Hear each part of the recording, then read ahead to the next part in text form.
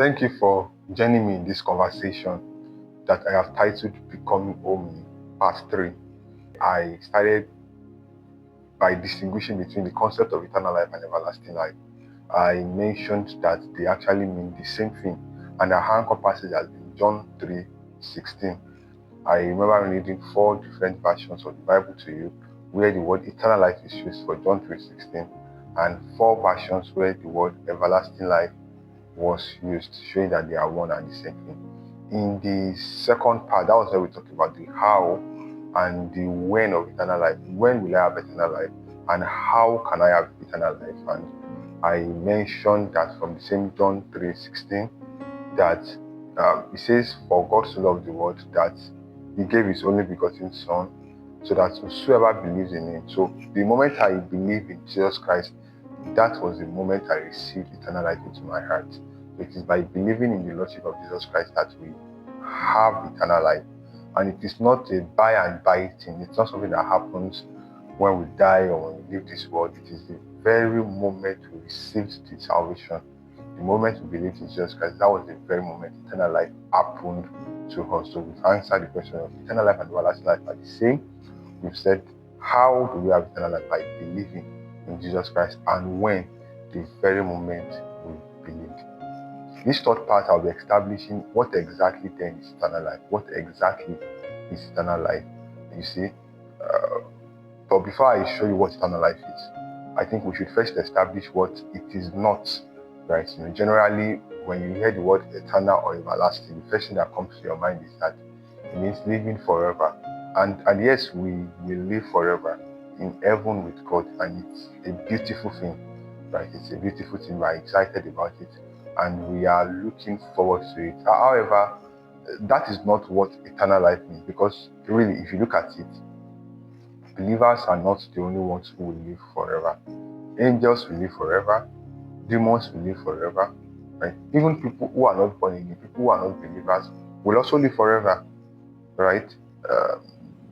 The difference is just that we'll be in heaven with God, and they will not be in heaven with God. But that should help us establish the fact that eternal life does not mean living forever. So back to the question of what does eternal life really mean, and what does it really mean? You see, the statement we've been considering in John chapter 3, verse 15 and 16 was by Jesus. He said, "For whosoever believes in Him should not perish, but have eternal life.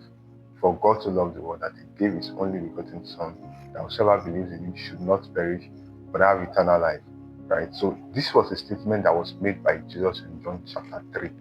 However, by the time you now read further this same John, in John chapter 17, verse 1 to 3, Jesus spoke those words. He said with his eyes to heaven, said, "Father, the hour is come, glorify your Son, that your Son also may glorify you, as you have given Him authority over all flesh, that you give eternal life to as many as you have given Him." See that with verse 2, that He may give eternal life to as many that you have given Him. Right? So in verse 3, he now defines what this eternal life is. He says, "And this is eternal life, that they may know you, the only true God, and Jesus Christ, whom you have sent." That's it. The same person who told us that by believing in Him is how we have eternal life in John chapter 3 goes further in John 17 to define what eternal life is.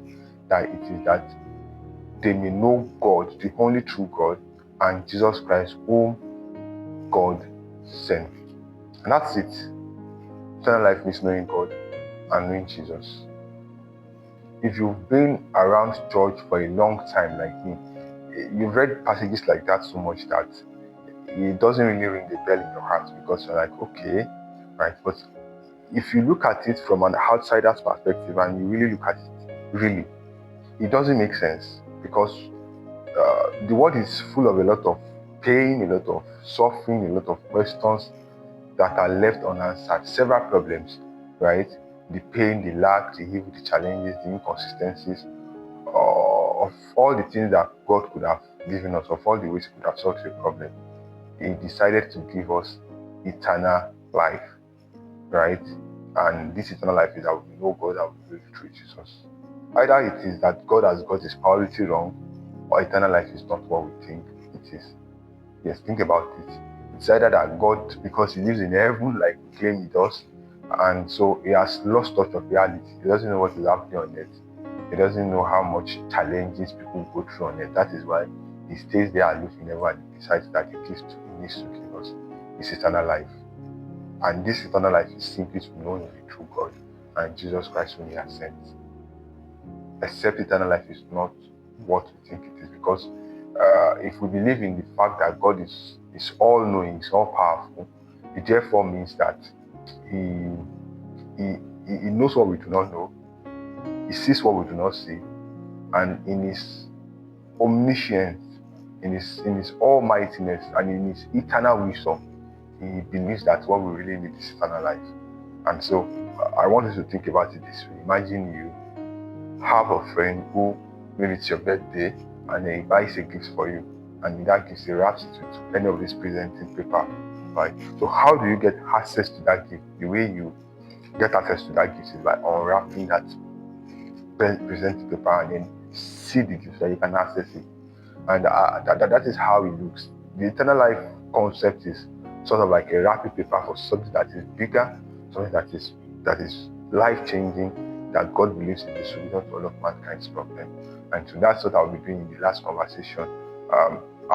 What exactly is this eternal life? I'm going to be unwrapping it to help you see and appreciate this gift of God called eternal life.